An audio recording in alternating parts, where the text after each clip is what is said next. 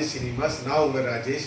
இன்னைக்கு நம்ம பார்க்க போகிற படம் பூரி ஜெகநாத்தோட டைரக்ஷனில் ராம் போத்தலி நடிப்பில் ஒரு தெலுங்கு படமாக வெளிவந்த டபுள் ஐஸ்மார்ட் சங்கர் அப்படிங்கிற படத்தை தான் நம்ம இன்னைக்கு பார்க்க போகிறோம்.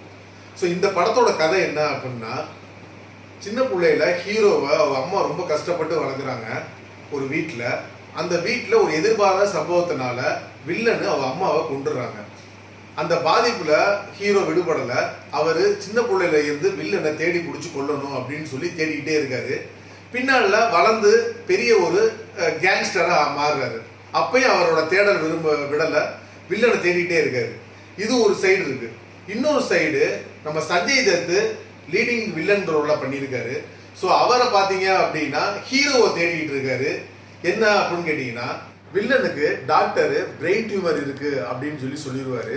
இந்த பிரெயின் டியூமர்ல இருந்து நீங்க விடுபடணும் அப்படின்னா உங்களோட மெமரி எல்லாத்தையும் இன்னொருத்தனோட பிரெயின்ல நம்ம செலுத்தினா நீங்க நீண்ட நாள் உயிரோட இருக்கலாம் அப்படின்னு சொல்லி டாக்டர் சொல்றாரு. இதுக்கப்புறம் வில்லனு ஹீரோவை கண்டுபிடிச்சாரா, இல்ல ஹீரோ தான் அம்மாவுக்கு உள்ள வில்லனை கண்டுபிடிச்சாரா, இதுக்கப்புறம் யார் யாரை கண்டுபிடிச்சாங்க, என்ன நடந்துச்சு அப்படிங்கறதுதான் மீதி உள்ள மொத்த கதையுமே. இந்த படத்தை பொறுத்தளவுக்கு பூரி ஜெகநாத் தான் டைரக்ட் பண்ணியிருக்காரு. ஏற்கனவே ஐஸ்மார்ட் சங்கர் 3 வருஷத்துக்கு முன்னாடி வந்துச்சு. அதோட சீக்வல் தான் இந்த படத்தை எடுத்திருக்காங்க அப்படின்னு சொல்லி அவங்க சொல்றாங்க. இந்த படத்தை பொறுத்தளவுக்கு அடுத்து நம்ம என்ன சொல்றது, நான் வந்துட்டேன் உங்க கண்ணாடி ப்ரோ. இப்ப இந்த படத்தை பொறுத்தளவுக்கு நான் என்னன்னு சொல்ல, நெஞ்ச பிடிச்சிட்டு தான் நான் பேசணும். ஏன்னா படம் ஆரம்பிச்சதுல இருந்து முடிக்கிற வரையும் ஏன் வராங்க ஏன் போறாங்கன்னு ஒண்ணுமே தெரியல. ரெண்டாவது, ஹீரோயின் காவியான ஒரு பொண்ணு நடிச்சிருக்கு. அது ஏன் வருது எதுக்கு வருதுன்னு தெரியல. பாட்டாவது நல்லா இருக்கும்னு சொல்லி பார்த்தோம் அப்படின்னா பாட்டும் உட்காந்து கேட்குற மாதிரி இல்லை. அப்படிதான் இருக்கான்னு சொல்லி பார்த்தோம் அப்படின்னா காமெடி நம்ம அலி பண்ணியிருக்காரு.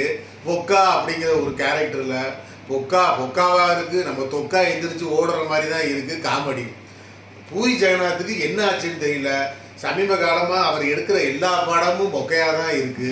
இந்த படத்தை சார்மி கவுரோட சேர்ந்து அவரே ப்ரொடியூஸ் பண்ணியிருக்காரு. மொத்தத்துல இந்த படத்தை பொறுத்தளவுக்கு நம்ம இந்த படத்துக்கு போகாம ஸ்மார்ட்டா இருக்கிறது தான் நல்லது. நீங்க சொன்னது கரெக்டு தான் கண்ணாடி ப்ரோ.